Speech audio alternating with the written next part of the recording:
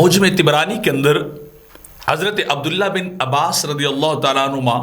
آپ سے روایت ہے، فرماتے ہیں کہ جب اللہ رب العزت نے قرآن کی یہ آیہ کریمہ اتاری قُل لَا أَسْأَلُكُمْ عَلَيْهِ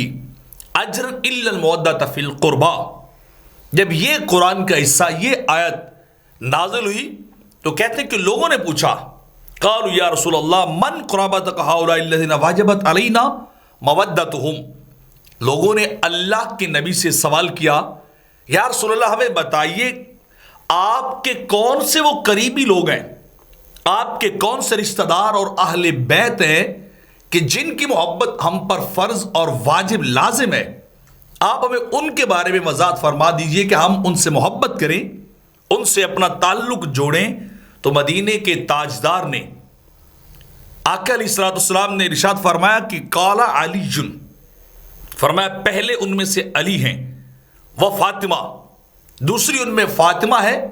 اور فرمایا پھر وابناہما، ان کے دونوں صاحبزادے یعنی امام حسن اور امام حسین رضی اللہ تعالی عنہم، یہ ہستیاں وہ ہیں جن سے محبت کرنا ہر مومن پر واجب ہے، ہر مومن کے لیے لازم ہے، کیونکہ اہل بیت کی محبت، علی و فاطمہ کی محبت، حسن و حسین کی محبت تکمیل ایمان کا ذریعہ ہے۔ ان سے محبت یہ محبت مصطفیٰ کی حصول کا ذریعہ ہے، ان سے قربت مصطفیٰ کا ذریعہ ہے۔ جو ان کے قریب ہوگا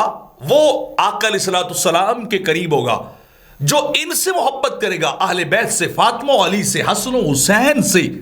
جو محبت کرے گا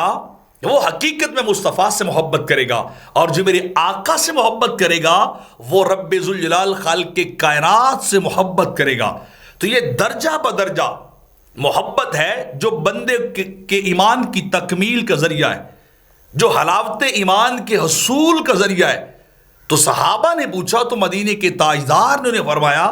یہ لوگ ہیں جن سے محبت کرنا تم پہ فرض بھی ہے، تمہارے لیے لازم بھی، اور یہ حکم کس کا ہے؟ یہ رب کائنات کی طرف سے اہل بیت کی محبت کا حکم نازل ہو رہا ہے۔